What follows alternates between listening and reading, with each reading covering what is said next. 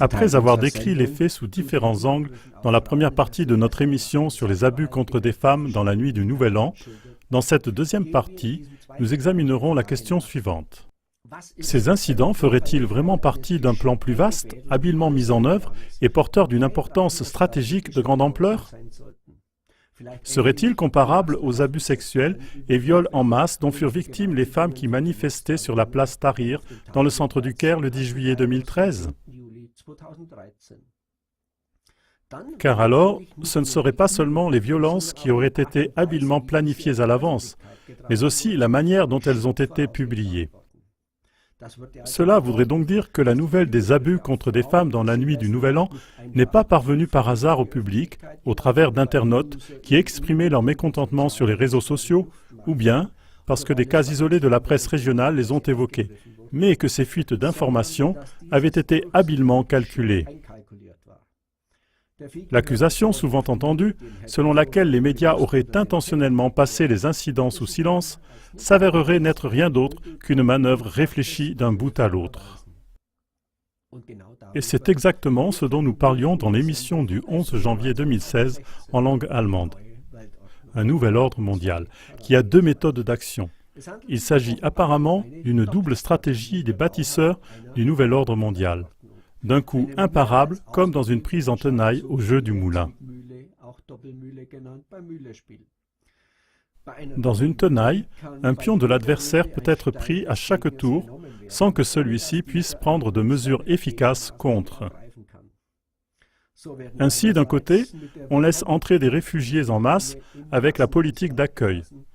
On enjolive les problèmes, on les renvoie à d'autres causes ou on les passe sous silence. Dans les derniers mois, cela faisait partie du soi-disant politiquement correct de ne pas dire du mal des migrants.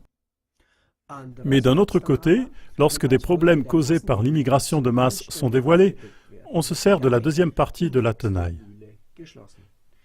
Ces problèmes sont instrumentalisés pour attiser des émotions, ameuter, diviser les personnes concernées, trouver toutes sortes de coupables et instaurer un climat de peur. Et c'est exactement ce qui est en train de se passer, après que l'ampleur des abus a été rendue publique, comme une manœuvre de distraction pour dévier l'attention du but véritable des tireurs de ficelles. Voici quelques exemples. Une fois de plus, l'islam est l'objet de la critique. Le débat au sujet des abus contre des femmes tournerait spécifiquement autour de musulmans et de leur comportement envers les femmes. Commente SRF le 8 janvier. La journaliste allemande d'origine turque, Kübra Gümüşay, estime que le débat actuel est dangereux, qu'il est mené d'une manière très chargée en symbolique, en populisme et en émotion. Je cite. Le débat tourne autour de l'origine des auteurs, toujours en soulignant que ce pourraient être des musulmans ou des personnes provenant de pays musulmans. On suggère sans fondement que les agresseurs seraient sexistes ou violents à cause de leur origine ou de leur religion.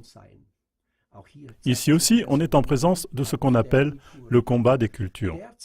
Celui-ci a pour but de dénigrer fortement les valeurs identitaires, culturelles et religieuses et de suggérer par cela qu'il faut les dissoudre. Voilà ce qui doit aplanir le chemin vers un nouvel ordre mondial. Voyez à ce sujet nos émissions du 22 novembre 2015 et du 14 janvier 2016. À la suite de la nuit du Nouvel An, il y a eu le 9 janvier plusieurs actions de protestation à Cologne. La police aurait dissous une manifestation de sympathisants de Pegida qui, selon des informations de la police, aurait été constituée d'extrémistes de droite prêts à la violence. Au même moment, pourtant, à Cologne, plus de 1300 personnes ont manifesté, majoritairement de manière pacifique, contre le racisme et le sexisme. Mais il y avait aussi des partisans de la droite et de la gauche dans la rue. Et c'est exactement ce qui fait partie de la stratégie de tenaille des stratèges mondialistes. C'est-à-dire mettre les émotions en ébullition, faire descendre les gens dans la rue, diviser en différents camps, jusqu'à ce que s'installe un climat proche de la guerre civile. Mais cette tenaille, habilement pensée et mise en œuvre, va plus loin. Nous traitons de cela dans la troisième partie de notre émission. Der dritte Teil unserer Sendung.